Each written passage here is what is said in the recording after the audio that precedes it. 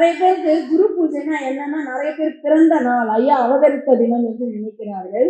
எங்கு குரு பூஜை நடந்தாலுமே என்றால் மகான்கள் பிறப்பு முக்கியம் அல்ல, அந்த பிறப்புக்கு பிறகு அவர்கள் எப்படி தங்கள் வாழ்க்கையை வாழ்ந்து தன் பூ உலக வாழ்க்கையில் தங்கள் தேகத்தை மறைத்தார்கள் என்பதுதான் முக்கியம். இப்ப எல்லாருக்கும் பிறப்பு ஒரே மாதிரிதான். ஆனா அந்த பிறப்புக்கு அப்புறம் அந்த தேகத்தை மறைப்பதற்கு முன்பு அவர்கள் எப்படி அந்த வாழ்க்கையை வாழ்ந்தாங்க, அதுதானே முக்கியம்.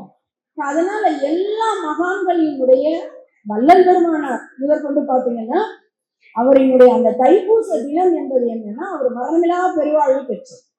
இது நமக்கு ஒரு இன்ஸ்பைரிங், ஒரு ஊக்கம், ஒரு தாக்கம் நமக்குள்ள கொடுப்பதற்காக எல்லா மகான்களினுடைய குரு பூஜை என்பது அவர்கள் பூ உலகில் தங்களினுடைய தேகத்தை மறைத்த தினம். அதுதான் அந்த நாள். அவங்க உயிரை விட்டாங்க அப்படிலாம் சொல்லக்கூடாது, மரணம் அடைந்தார்கள் அப்படியெல்லாம் கிடையாது. அவர்கள் வந்த வேலையை முடிச்சாங்க. எதற்காக இந்த 6வது அறிவு கொண்டு இந்த மானிட தேகம் பெற்று வந்தார்களோ அந்த வேலையை முடிச்சாங்க. எதுக்குமே ஒரு காரணம் இருக்கு இல்லையா?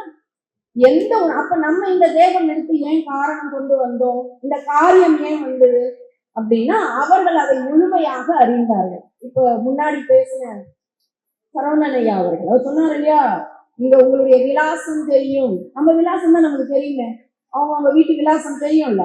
ஆனா அவர் அந்த விலாசத்தை சொன்னாரா? உன் உயிரின் விலாசம் என்ன, நீ எங்கிருந்து வந்த இல்லையா? நம்ம எங்கிருந்து வந்தோம், அம்மா கிட்ட இருந்து வந்தோம்னு சொல்லுவோம், அப்பா கிட்ட இருந்து வந்தோம். அதுக்கு முன்னாடி அவங்க எங்க இருந்து வந்தாங்க?